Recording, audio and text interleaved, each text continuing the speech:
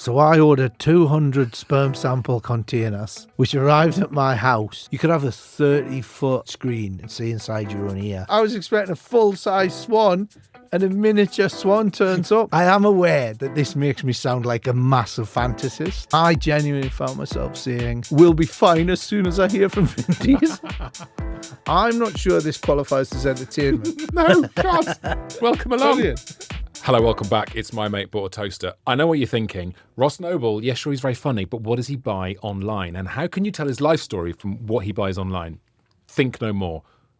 It's Ross Noble. Hello there. Hi. Can I just say, let's just be... You're about to pick apart my introduction because that's No, early... I'm just saying now, I've noticed a pattern develop when I appear on these podcast things. Yeah. This might be a 2-part episode.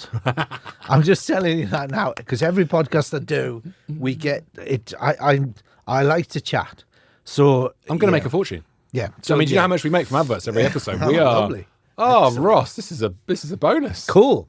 I love it. All right, so I've got your new iPhone in front of me, by the way. Yes. Very nice indeed. And we are logged into obviously your Amazon account. Yeah. And I'm going back to when your Amazon gets interesting. And I've because there's quite there's a lot of Audible subscriptions. We don't need to talk about Audible subscriptions on this show. That doesn't tell anything about you. I'll be honest with you. I sort of try and avoid. I sort of try and avoid using Amazon. Mm-hmm. I've got nothing against it. We are not pro Amazon on this show. We are Amazon ambivalent, and often we openly say we all need to stop using it. Certainly, so much, if at all. That's an open topic. So you'll have to wade through it.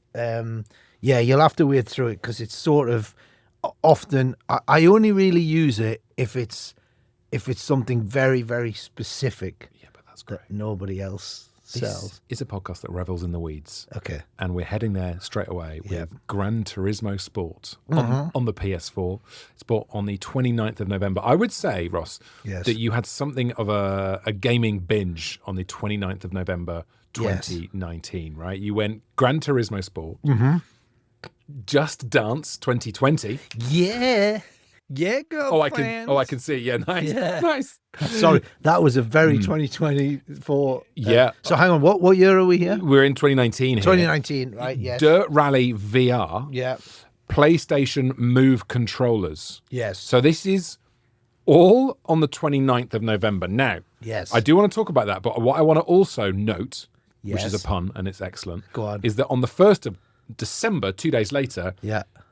you took a big step backwards and just bought a Cambridge Ivory wirebound notebook. Now, that is the stand-up comic for me, who's bought himself lots of toys and gone, actually, I just need to write some jokes. Right. Okay. Well, here's the thing. I bought my kids so the Just Dance, they wanted the Just Dance. Yes. And I think I bought the PlayStation. Yes. No. That was it. One of my daughters was ill. And I was so I was at home with the other one and we were talking about Just Dance because she'd played it somewhere else. Maybe, yeah. And then while I was at home, and that's the only reason I was being efficient, was because it was one of those things where I went, you know what, while I'm sat at home, and normally I would have just gone to the shop to buy the thing. Yeah. So I went online and I went, you know what, while I'm here, Christmas is coming up, I'll order this now. Yeah. We were talking about it, and if I don't buy it now, You'll forget. I'll forget. So that's and the what was the other Dirt two? Rally VR. Dirt Rally VR. Every girl's dream to play Dirt Rally VR, right? Hello. No, sorry. No. This is revelation. I've got this completely wrong. Ah! No, Dirt Rally VR. No, I'll tell you what it was. No, I'll tell you exactly what it was. I had done a thing for PlayStation, and they'd given me a place. That's why I didn't buy the PlayStation. There's no PlayStation here. There's no PlayStation. So you got a freebie because you've done a gig for them. Yes. So I'd done it. So I got a free PlayStation, and then we were at home. We were, the games that they had given us weren't really appropriate for the kids. Yes. This is a big problem in the games industry. Yeah. A lot of games are just violent and kids are just not, it's not appropriate. Like I tried to show my son Call of Duty the other day. Right. I literally put it on when he was probably about 11, and within a second it was a really gruesome. It was a top-class death, make no mistake. Yeah. But it was just like, you can't play that with him. I always think Call of Duty, though, I would love it if they had, because I did play that years ago, and it was like Arnhem. Yeah. How'd you get on? Did you win? And, well, no, I allowed the Third Reich to rise. I just stand I knew there. you were right of centre. That makes sense. Literally, I would stand in a field and surrender just to see whether I could... The alternative history. How does it play out if they win? Yeah, you go, I want to see how good this game is. I want to see how accurate it is. So I gave myself up. And Does it end with the man in the high castle? 50 years later, exactly. Rufus Sewell walking around. So yes, no, that was it. I see. So basically, is this podcast just a way of, it's purely trying to establish where and when and what your headspace was. Yes. So I got people listen to it to go to sleep. It's very soothing to hear comedians going, no, hang on, when was the... No, wrong year. That's what we do. I'm not sure this qualifies as entertainment. No, God. Series 11, welcome along. Brilliant. I've never been involved in a police investigation, but it feels like this is what it would be like. The room we're in today, it does feel quite interrogatory. Very much so. So yes, I got bored of computer games. It's just sort of like, they kind of do my head in a bit now. They're not good for me. And why? I know what you mean. I sort of just think I've just poured all that time, and I get really giddy and pumped up. Yeah, it just I'd rather my head just gets a bit sort of I don't know. It's do you play Call of Duty and buy the uniforms? Is that what you're saying? Do you just go a little bit too deep? Yeah. Although, to be fair, if you want to talk about Nazi memorabilia, sure, please do. So I was in a production of The Producers, right? Mm-hmm. And I played Franz Liebkin, the guy that writes Springtime for Hitler. Yeah. And after the show finished, they said, "Oh, you can keep your costume, man." so I'm brilliant. Oh, that's a nice thing to put in a box. Anyway, I had German army helmet. He wears like lederhosen, and there's a bit in the show where they have like these swastika armbands, right? Wow. And and a Luger as well.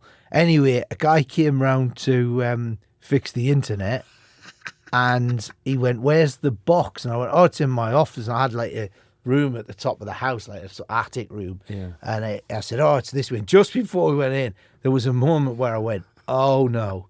And I don't know if you've ever raced ahead into a room of your house to shove Nazi memorabilia into a drawer 2 or 3 times. Yeah, before the broadband man comes in. It really screams guilt. Then So yeah, not that drawer. Yeah. You need to have the poster of The Producers right next to it. How was it when you did The Producers and when you are Ross Noble, of course, famously the improviser, the free associator, and you're on stage having to do a script? Loved it. Oh, did you? Yeah, absolutely loved it. I weirdly, it was quite with that one because it was a new version of it. We were sort of it was a bit looser, but then after I did that, then I did Young Frankenstein, and which again was Mel Brooks, Susan Stroman, who were responsible for The Producers. Yeah, because basically Stroman's directing, because Mel Brooks was there for the whole production thing. So you've worked with Mel Brooks? Yeah, for months. It was the greatest.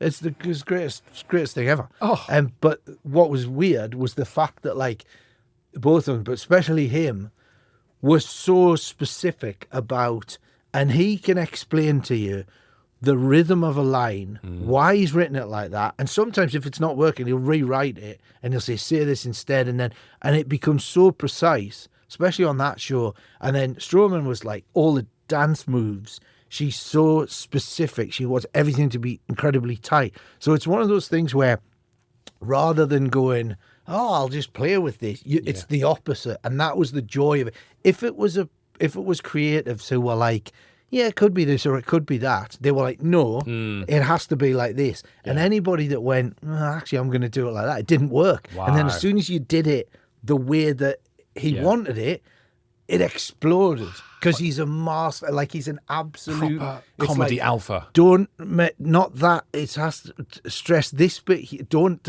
go earlier on the thing. It's an absolute. It's like a Swiss watch. Wow. So no, quite the opposite. And the thing that I loved about it was you're still sort of like you're still in a scene like the stuff. Hadley Fraser, who played the Doctor.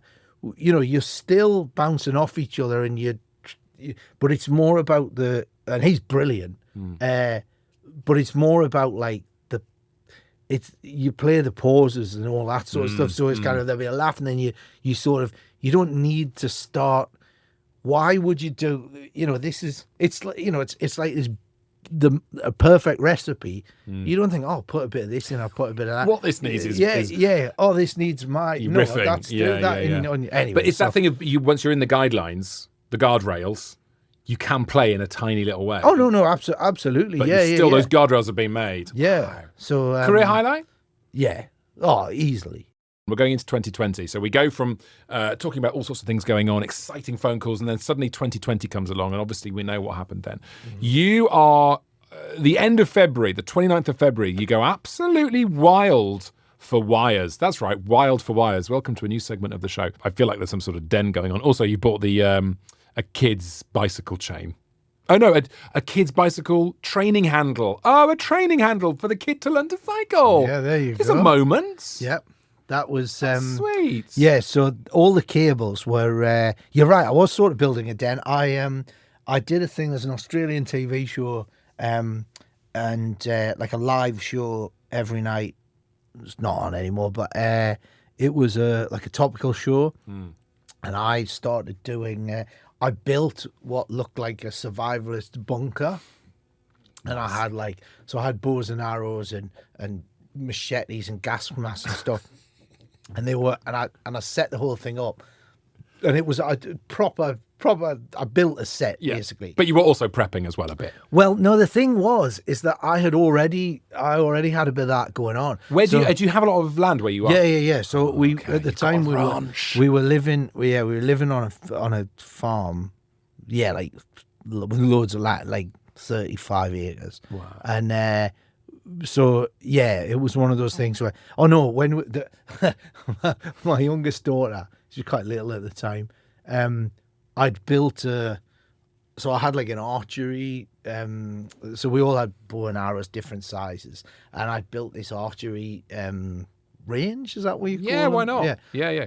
Gallery, maybe. I feel like gallery kicks in there. Galleries, yeah. Anyway, so we were on the so I got the targets all set up, and so there's myself and my two daughters, and we're all taking it in turns. We're doing archery. Sounds like you're training fighters. That's what my little one said. She took because as the pandemic stuff started to come through, and she just went, "Are you training us for the apocalypse?"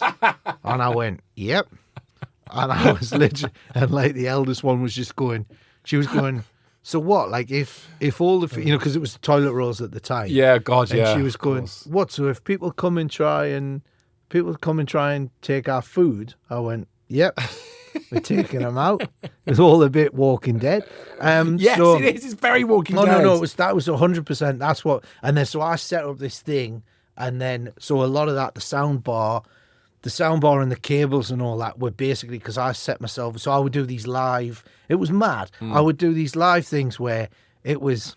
So it was just like it was basically like live from the apocalypse, And I would do stuff where I would talk about how I was homeschooling the kids. Yes. And they would do their times table, and I got them to come on, and I had them both in gas mask going. It's just daft stuff, and then done with love, of course. Well, nothing to worry about. Like every week, it would be the sort of thing where I go, right, okay, so now I've got to do, and this is live telly, so I would do the stuff live, and then because of the delay, there'd be a 30-second delay, so I would finish doing these live comedy bits on TV, and then I would just walk into the house and watch it, and my kids were like literally. For 30 seconds, it's just finishing. Well, thanks, Ross. That's so mad. Yeah, and it was so weird. But what was brilliant about that is for that whole time in the pandemic, because all the theatres were shut, it it basically meant that I would be sat there. I'd be sat there on my bunker set, and I would go, okay, so I've now got to come up with another 5 minutes of apocalypse comedy. Yeah. For live TV Tonight. Yeah. Wow. And I'd look around and I'd just go, and I would just find all this stuff lying around, and I'd go, oh, that'd be a funny visual gag. Yeah. You're messing around even during the apocalypse. You're still messing around. No, 100%. And that Brilliant. was sort of, and yeah. So that's sort of, and the other thing I did as well is during the pandemic, I basically just locked myself in my bunker and I just started writing. So I wrote a load of stuff while I was So that was one of the things. You've used it since? Was it useful? Well, or was it just? Yeah, I took one. No, no. I sold. I wrote these scripts and then got them optioned and then sold them, and nothing ever happened with them. Yeah, but of course, but still, that's so cool. And that is because you had the time and the space. Yeah, I had the time and I sat down and and then I so I wrote one. So I wrote a half-hour animation pilot, which took place. This is my pandemic story. I've never talked about this publicly. So basically, the first thing that I wrote, right? So I went in my office and my wife was just going like, right, brilliant. So you've basically spent your whole career like setting yourself up as a live comic. That's what you do, right? So now every theatre in the world's closed. Yeah. How's that going to work then? And I Bye. I'll sort this, right? So I'm doing a bit of telly and radio and stuff, and that it's great. And then so I go, all right, I'm going to write a script. So I had these various. I had these sort of various writing gigs, and I was sort of writing for other people as well, and that was kind of so it was partly to keep myself entertained. So I wrote this half-hour. I wrote a pilot script for an animated show, right? And it all took place inside the subconscious mind of Jason Statham, right? Yes, excellent. Yes, so, good. I'm in. I can't. There are a lot of commissioners listening to this right now. They'll be in touch. Well, here's the thing. It turns out there's an old piece of advice that they say is like, write the thing you want to see. Right? You know that thing of like... And I want to see Jay Stay's thoughts. Yeah. So it's like, write the thing that you want to see. And that works with stand-up because what you want to see, other people want to see. Mm-hmm. But when you're talking to an American studio and they go, we love this idea. And then you go, you're going to make it then? They go, no. So anyway, so I wrote this show. It all took place in... Jason Statham was doing a film called Smoking Beagle where he was playing Charles Darwin and he gets kicked in the head by a giraffe, right? And he goes into a coma, right? Yes. And he's in a coma. And then, so basically, the only way he can get out of the coma is he's now living inside his own subconscious brain. Am I doing the face that the Hollywood execs did? Yeah. Okay. So he's inside... But so half of it takes place as him inside his own brain. Yes. And then the other half is him lying in a hospital bed where he is old Ma Statham, his mum, is by his bed, and he's got his management basically want him to die because they know that they'll make more money from the upcoming films that are going to come out. How did that not get commissioned? Well, this is the thing. What's wrong? So it goes off, right? And it was like, like an American like studio or whatever.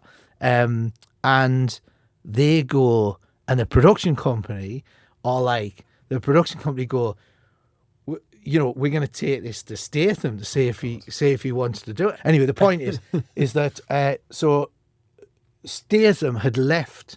He was with like one agency, and he'd left, and then he didn't. He was between management, so they couldn't find Statham. So now I was emailing people that I know. Do you know Jason? The management company, Statham's old management company, go, well, Statham's not with us anymore. We're not helping you. But we do represent Vin Diesel. Oh my God. Right? So they go, could you rewrite this? Could you rewrite this for Vin Diesel? Now, I don't tell any of this to my wife, by the way. I'll get off the phone call and just go, the Americans have said this now. Anyway, so I I've never told anyone about it. I know this makes me sound like a... fascinating. I am aware that this makes me sound like a massive fantasist. But do you know what? I think it contributes to a narrative that you're a fantasist. Yeah. But what I love is the idea that you're going into your office during lockdown and you come out and go, darling, I've been very busy. Yeah. Well, this, we haven't even got closer. So they go, what about Vin Diesel, right? And I go, stuff it, why not? I've got nothing else to do. Yeah. So the pandemic's rolling on, and my wife literally goes, this is not, you're not getting back on stage for, this could go on for years. And she was going, what's the plan here? Like, because, we've become accustomed to a certain level of of lifestyle that and you not being around. And I genuinely found myself saying, we'll be fine as soon as I hear from Vin Diesel. But I've never told anyone that. I'm thrilled that you've shared it. We're going to plough on towards the end of 2020, the year of Statham and Vin Diesel for Ross. Yes. You bought a cutout of an Ewok. Yes. Which now, post the Statham stuff, that just seems pretty straightforward. That's a bit mainstream of you, to be honest. Exactly. And I want to point out that was because I bought that for my youngest daughter. Oh, it's lovely. Because she likes Ewoks. And not because I was in some way setting up the defense of Endor. Yeah. I know I mentioned the archery. Mm-hmm. I at no point... You didn't put an Ewok on me. I did not fire darts. I did not fire arrows at an Ewok. How do you say to your daughter, look what I've got you? Is that quite a nice moment when you're like, look, I've bought you a life-size Ewok? Did you just put it there while she was asleep so she woke up? Yeah, absolutely.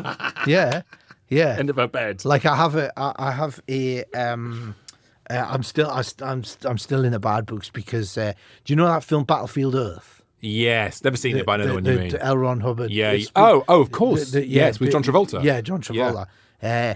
Well, I bought one of the costumes from that film, right? And again, this was one of the things during the pandemic in my office. Quite a lot of military costumes have come up on the show so far today, Ross. I didn't see that coming. No, that's Alien. Oh, I know, but it's sort of... So basically, I was sat there while I was in that room, full of hubris, creating art that no one will ever see.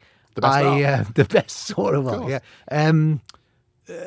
I sat there and I looked around my office and I saw there was the costume that I bought from Battlefield Earth, and there was all of these things that I had purchased in less leaner times. Yeah. And I was sat there surrounded by the absolute stupidity of the stuff that I'd bought, and just reminding you. And like my wife would pop her head in, she'd see that Battlefield Earth costume. She'd say, "You dickhead!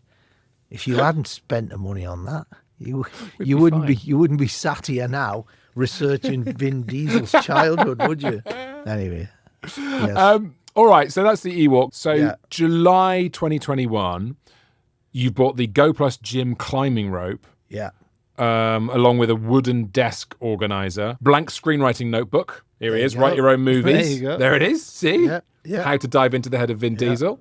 It's a huge rope. It's massive rope. It's like a proper, that you would moor a pirate ship. Mm-hmm. And then I rigged that up because obviously when I wasn't in my office, I was building things, and one of the things was because I wanted to keep the kids entertained. Yeah, I went, you know what? We had a massive tree out the window, and I went, I'm going to buy one of those proper big thick ropes. Yes, and then I tied a piece of thread to the end of the arrow. Yeah, fired the arrow over the top. Stop it. Thread, string. No. Twine, rope, full rope over, like really high, like proper high, pulled it over, threaded it through, moved it all the way up. So now you've got a perfectly secure, of course, big old rope. And hang on, you fired an arrow to get the rope over the branch of the tree. It's like that. That's the most sort of frontiersman thing. Well, have you ever seen the documentary Man on Wire? No. So there's a French guy, and he Between the Twin Towers? The Twin Towers, yeah. I know yeah. the one And you that's mean. how he did it. And then they built, and there's an episode of Dad's Army as well. There's an episode of that's where I got it from. I'm not going to pretend like it was from a documentary. Yeah, it's an episode of Dad's Army, Thread, and then anyway. Yeah. So we built this proper rope swing. Yeah. And there was one day where we were sat there in the living room, and my daughter was swinging past me, and she swung past, and she never swung back. We were like, what? And then we saw the rope, and what had happened is that the metal thing at the top had cut through, and the rope just snapped. And she was in a scene. And we looked out the window, and it's just this angelic face, just in a file holding up this frayed rope. And like, sorry, my bad. Yeah, I mean, could have been worse. Well, it's got very good reviews, easy to install. Tim says, solid, great tool to help in my Spartan training. Bit of a humble brag from Tim. Yeah. There's a great, my favorite review I've ever seen online was, it said it was for a pair of underpants. And it's a pair of Calvin Klein underpants. And somebody had written, and I can't believe this wasn't the piss take.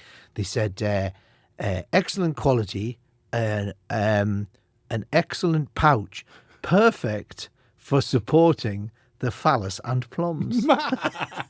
And you just go, lovely. Good. In that case, I'm interested. Phallus and plums. All those copywriters out there trying to advertise products. Yeah. And that's it. We can do it from home now. Keep your phallus and plums in check. You've bought a Baby Yoda, 22nd of October 2021, and the Mandalorian Bop It. Oh, yes. Bop It. Yeah. I Twist love it, that. bop it. Yeah. Great show, Mandalorian. Loved it. Oh, my God, fantastic. There's a great bit in it where they needed a load of stormtroopers. Yeah. There's a whole group of stormtrooper reenactors, and they have their own gear. And so they basically said to this group of stormtrooper reenactors, and they've got the exact gear. Yeah. They rang them up and they said, oh, my God. Charity event. Because what they do is they'll go to like children's hospitals. Well, like we do battle reenactments here. Exactly. It's all that stuff. Exactly. Yeah, lovely. So they ring up this stormtrooper bunch and they say, we've got a charity event we want you to do. We'll send the coaches for you. So they all turn up. They don't know. They're just thinking it's some random opening of a fate or whatever. They get taken to the set of The Mandalorian. And of course, when they turn up the studio, they're like, hang on, lads. Can you imagine how many middle-aged men are just losing their minds? They get them up and they say, oh, so you're now in the show. And so now, without having to book the costumes or all the rest of it, oh, that's they've genius. got stormtroopers everywhere. And even better than that, everybody who appeared in that show, their costume is now a screen-worn. Oh. Yeah. Oh, they're going to make a fortune. Yeah. I mean, obviously, you'd never sell that. No, of course I would. But yeah, so imagine the one person going, no, I didn't. I'd rather help with the kids. I don't want to do this. Yeah. Following Burke and Wills across Australia, a touring guide of Australia. So obviously your life is it mostly spent in Australia now? Because you're touring at the moment. No. It's well, yeah. I mean, but we're moving back here. So it's, are you? Yeah. So it's half and half, really. Okay, right. But no, we have been based there. So yeah, that was a book about about the ill-fated explorers, Burke and Wills. Have you explored much of Australia while you've been all of it? I've done all of it. Because you've got your motorbike, right? Yeah. Yeah, no, I've done every tarmac road in Australia pretty much. So what are your observations on having done all of the tarmac roads of Australia? What do you must love the country even though you're moving back? Oh no, it's fantastic. Absolutely. Yeah. I mean, the thing I do like Western Australia, I do because the thing is they've got these theatres right out in the desert. You know, you go up like northern Western Australia, and then Darwin and Broome, and then there's a place called Mount Isa, which has got a theatre, but they're blasting in the mines while you're on stage. So yeah. So and it's one of those things where I mean it's bigger distances. Yeah. But yeah, and then when I tour on the East Coast, it's like, like I just recently I played the Blue Mountains. You know, there's a theatre up in the Blue Mountains, and so you can do a gig, and then you can just go running in the hills and whatever. Beautiful. Yeah, God, it's amazing. But now you are, of course, on tour in the UK, which is famously nicer. Yes. So go and see rossnoble.com. There you go. Yes. So we have got actually this leads on nicely from talking about Australia. Right. got extra long pink and a green spider catcher. The extra long pink spider catcher. It's plastic. Yeah. Um, It's got a pistol grip on it. yeah. You So you squeeze it, and it opens up it opens up like a brush. Yeah. The hairs of a brush. I see. And then you put it over the spider. You release the pistol grip, and it Gone. grabs the spider. The trouble is, though, that squishy, killing it. no, not at all. No, the spiders are so strong that what happens is just they pull the side. They're trapped in the brush, and then they pull it to one side, and like, and then what date are we talking about now? This is June 2022. June 2022. You've So got we're this. back. So actually, we're back to June 2022. Things are opening up at this point. Yes. Yeah. So yeah, I think I probably bought that because my wife had got so used to me just dealing. Oh my dealing god! with the So this is spiders. the replacement Ross. yeah, pretty much. Yeah. This is what happens. And I think I bought two, so that one for each child. Have you had any bad spider incidents? Well, what? Have you seen any poisonous ones? Yeah, of course. There was one time there was a spider, and my wife was going to kill it. I don't want it in the house. It was so big that I got. I was trying to catch it, and she got some hairspray, and she sprayed the thing. I might deodorant. No, hairspray maybe. Anyway, the whole thing just curled up into a ball, and it went. You know when it goes white from the deodorant. Yeah. And we chucked it outside, and about a week later, it was back, and now it was white. It had gone. Come back in. So Smelling but lovely. I love all that. They're misunderstood. You know, like I say, crocodiles and snakes and spiders and sharks. You know, they're just doing their thing. You've swum with sharks now, right? I have, So yeah, you yeah. did this TV show this year, didn't you? Yes. What was it called? Tiger sharks. It was shark. It was called Sharks. Sharks. Okay. Fine. Celebrity infested waters, and these giant giant tiger sharks, and they're not interested in eating human beings. They just they'll bite human beings, but they're just investigating. The thing I learned about that on that show, which is brilliant, was the fact that the sharks control. They're the apex predators of the ocean, and they keep the fish. Depending on what's happening lower down the food chain, they have that knock-on effect to keep everything under control. Yes. You know, they're the sort of, they call them the dustbins of the sea or whatever. Yes. And so what happens is if you get rid of sharks, you're not killing all the sharks. The slightly smaller fish explode, and then the whole ecosystem's unbalanced. And ultimately we get more... like the kelp and we're getting more oxygen from the sea than we are from the land, and Because we're ruining that. So land. yeah, so it's one of those things where if we mess up the oceans, it has this massive knock-on effect. So you were hugging the sharks. So they're brilliant, and in fact, having done that show, I don't eat fish anymore. I can't eat. Really? I can't eat. You know. I just can't even. I just had this thing of like, I had because swimming with especially them tiger sharks, it's like it's almost like a religious experience. You float in there, and these things. You bear in mind, right? Sharks, they're 400 million years old. Yes, sharks have been around longer than trees. That's wild. Yeah, that's wild. Like they pop out of the water, and they were like, "What's this, lads? What's this newfangled thing that's happening?" They've been around longer than trees. Wow. And so it's one of those things where, and we went down, there's a whole bunch of us, and especially like the hammerheads and the tigers, you're literally, you're floating, and there's reef shark, the big reef shark. Where was this? Where did you go? In the Bahamas. Right. Why did you do the show, Ross? Yeah. 3 weeks in the Bahamas, you say. So, look, we're in 2022 now, Ross, right? We're going to plow on through now. Ross, I really want to know what's going on here. 18th of September, 2022. You've bought some glass eyes. There's no other way to put this. I can't really talk around it. They are 6mm mixed style round glass dragon eyes. Yeah. A lot of them. Yeah. Yeah, a lot of them. I mean, do you want to explain? You shouldn't have to explain. You know, what a man's got a right. What a man does with 60 pair of dragon's eyes. At that point, I was really struggling.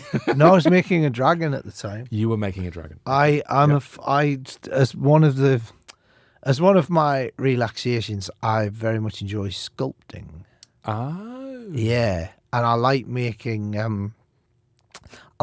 creatures. Oh. And clay or I use there's a thing called monster clay. So yeah, it's clay. You put it in the microwave. It goes almost liquid, and then as it starts to cool down, it goes. So it's incredibly malleable, and then it gets harder and harder and then you sculpt away. And it's a very mindful activity, isn't it? This just draws you in.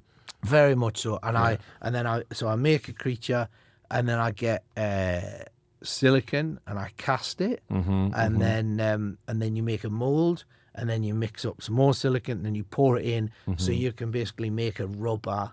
You can make a rubber thing. Yes. Yeah. Yeah. So you could, and you were making dragons. I just made a dragon. For your own collection, just for my own amusement. And then my wife got annoyed with me because I got completely obsessed with it, and then she was just like, I'm sick of this.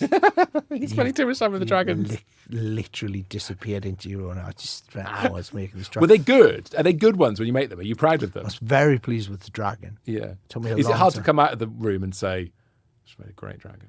Well, what I did with that dragon was I decided that instead of sculpting the scales, I would make each individual scale, and I would put them on.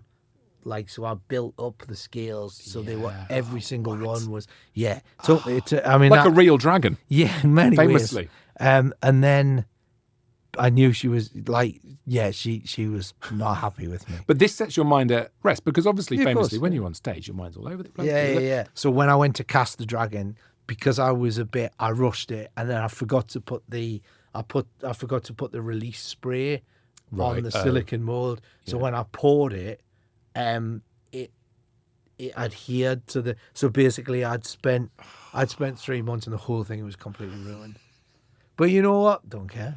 That's like Banksy when he shredded the thing, right? That's real art. You've made a thing. No, but here's the difference. I'm trying to find something positive. When Banksy shredded that art, he made it the most famous artwork in the world. He did, and he increased its value. This is a broken dragon. Whereas there was no value. Because here's the thing. My wife really doesn't mind. She doesn't mind me spending a month writing a script that quite clearly is insane. But could secure wealth and happiness. Because ultimately, yes, even if it doesn't get made, still get paid. Yeah. You know what I mean? So it's not... That's a month in the bin in every possible sense. It's still that thing of So when you didn't... So what does it end up as once you've... It's basically a lump of silicon, and inside you can the scales. You can see a dragon. You can see a dragon that is...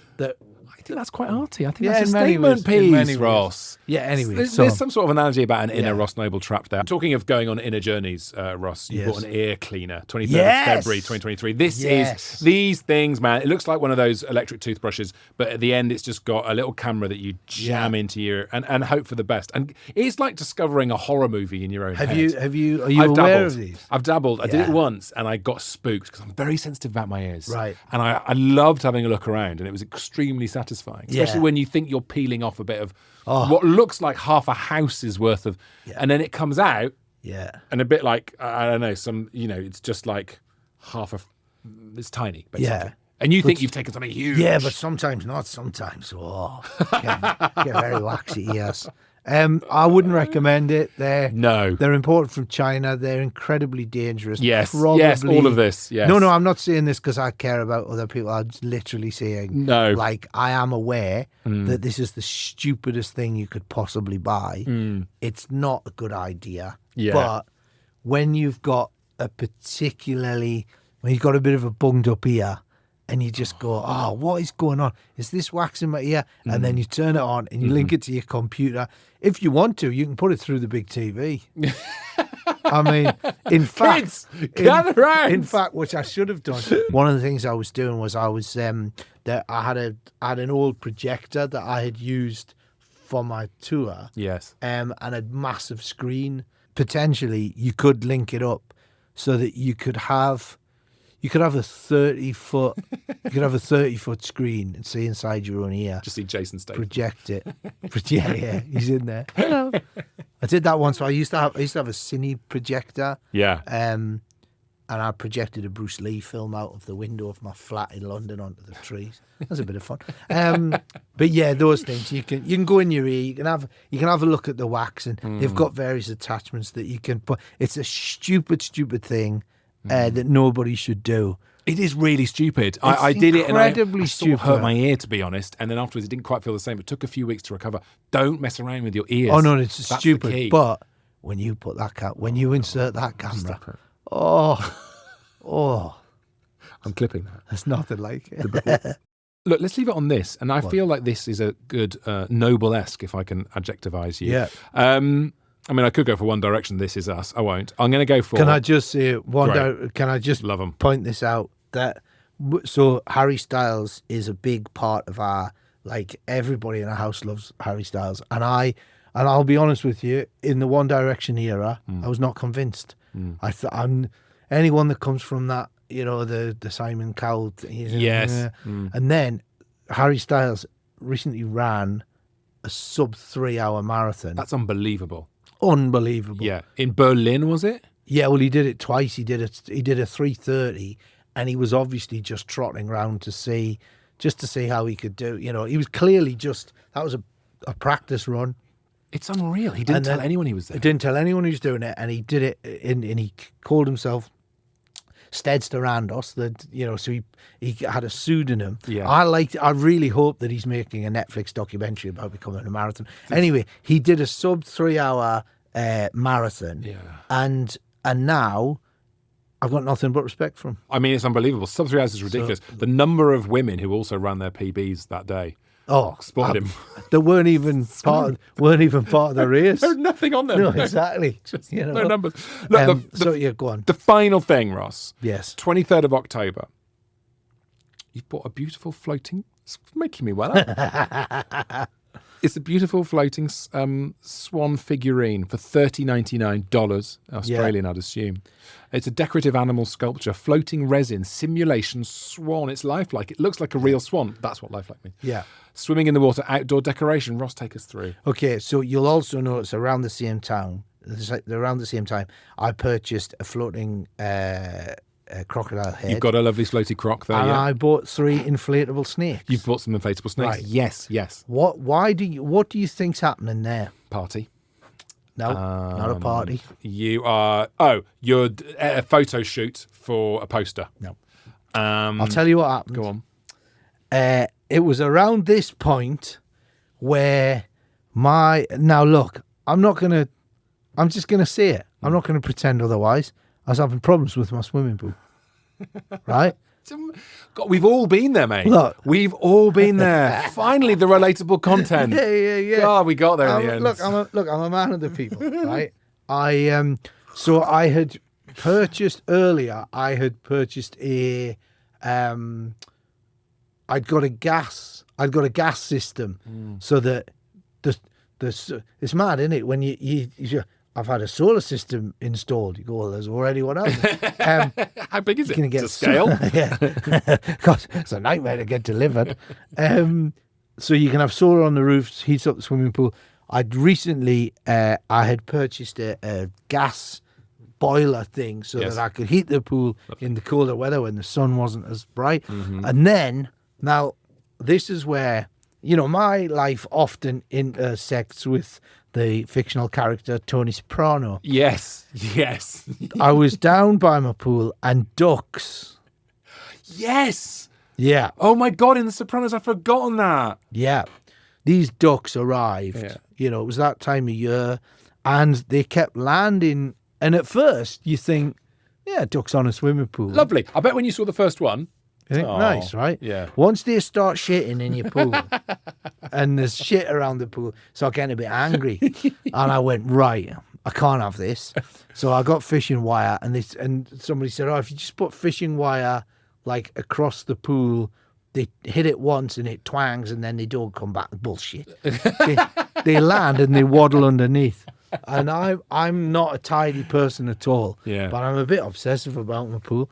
And then anyway, so I thought, okay, so I went online, did the research, and they said they don't like They don't like, birds of prey. Yeah. So I bought this thing, and I can't believe it didn't pop up on there. I must have bought it on a different website. I bought an owl. Yeah.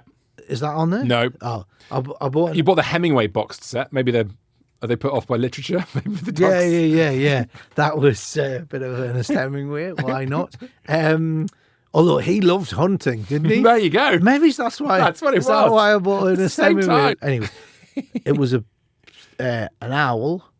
Its eyes light up, and when it would be triggered, it would go. Ooh, Oh, great! Right? Didn't work at all. Fell over. These are fearless ducks. Didn't work at all. Yeah. And then somebody else said, they're scared of snakes. Yeah. So I bought the inflatable. So now I've got a bunch of plastic owls down one end.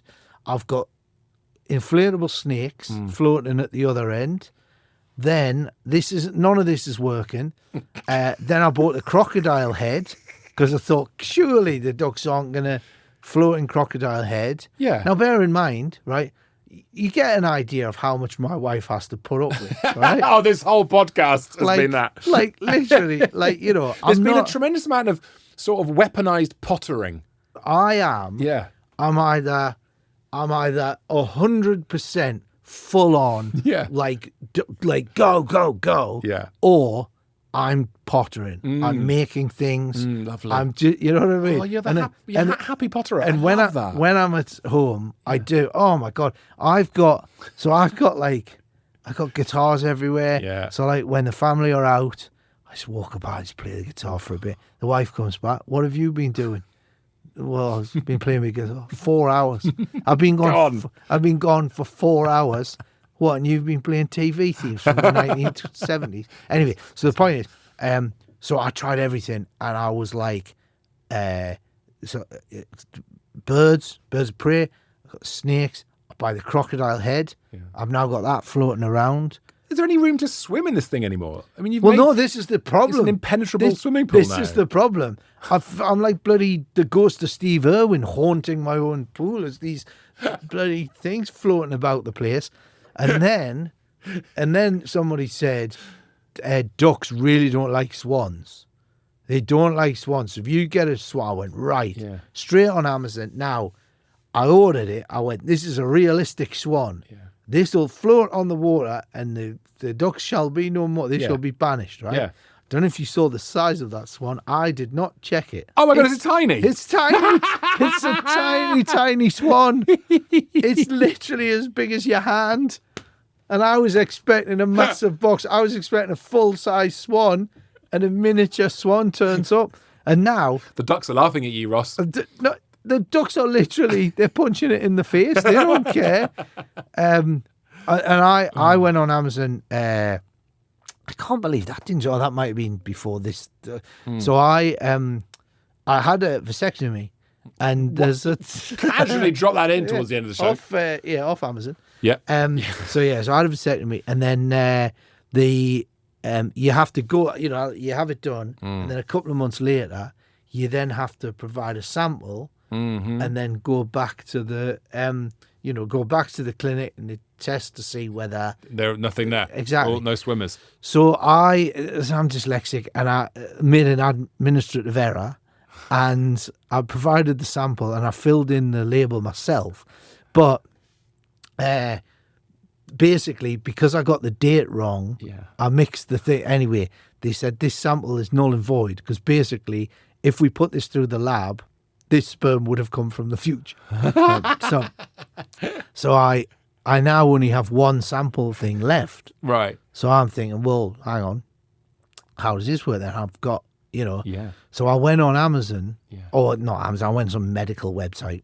And I ordered, and it said that if you wanted to order a sperm sample, the little jar thing, you had to order 20, right?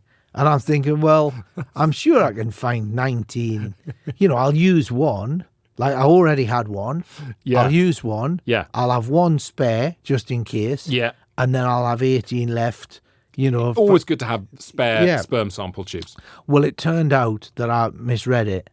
Either I misread the 20 or I clicked the wrong quantity. So I ordered 200 sperm sample containers, which arrived at my house. And my wife went, what have you ordered there? Because obviously when anything arrives, so every time something arrives, so on that occasion, she was like, what you ordered there? You got to front it out. I literally went, no, that's 200 sperm sample containers. And she assumes you're joking, of course. She just No. She Right, goes, no. oh, yeah. What? Man's got to have a hobby. And then, so she knows when That things... is ultra prepping, by the way. Oh Ultra prepping. my God. Put those on ice. Yeah, exactly. Future generations will thank me. Yeah. Why is there a mini Coca-Cola fridge coming here? There we go. Don't change the settings.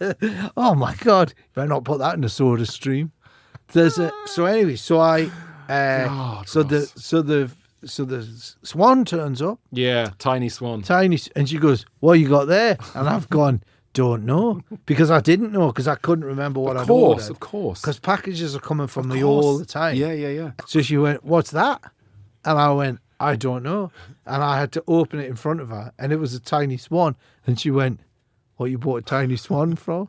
And I went, "It's for you." And I gave her You the gave her swan. it. That was She it. went, "You're an idiot." She goes, "I know why you bought that. You got that for the pool, and it's smaller than you think, isn't it?" I went, "Yeah, it's not for you at all." Where So is the swan now?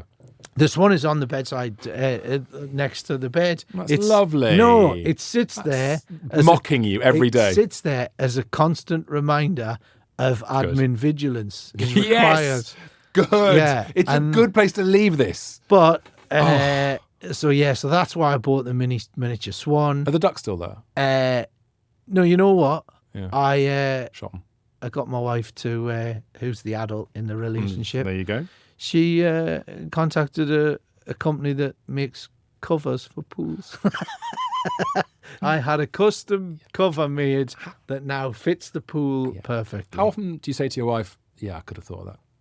Yeah. Why go the straightforward no, way? No, because to be fair, to have a custom pool cover made, you know, it's More expensive than a mini swan. It's far more expensive Yeah. than a mini So swan. listen, you need to go and see Ross Noble live to help him cover the costs of his pool cover. No, that's fine. That's okay. Nobody wants to listen to any more. I mean, I appreciate it, but this might have had the reverse effect. I think this might have. Is it possible to unsell tickets? Yeah. Your I think- PR's just hanging himself outside the... Seems weird. Like, people just thought, before this, people just thought he was a funny comedian. Now he's a deeply troubled man. But you never know. If you come to, if you ever... I was gonna say if you come to one of my shows and you want to read the Statham script. No, if anyone's listening, I would love it if someone shouts, tell us about Statham. no. Don't forget you're playing Swansea next March. Take a little swan to Swansea. Ross will sign your mini and swan. put it in the sea. There you go. Oh There my you go. God. Put a tiny swan in the sea. I tell you what, I'm glad I'm not playing Cockermouth. There we go. There you go. I think we found it. Ross Noble, thank you for coming on White Wall Thanks. Toaster. I'm exhausted. So am I. Look what you've done to me.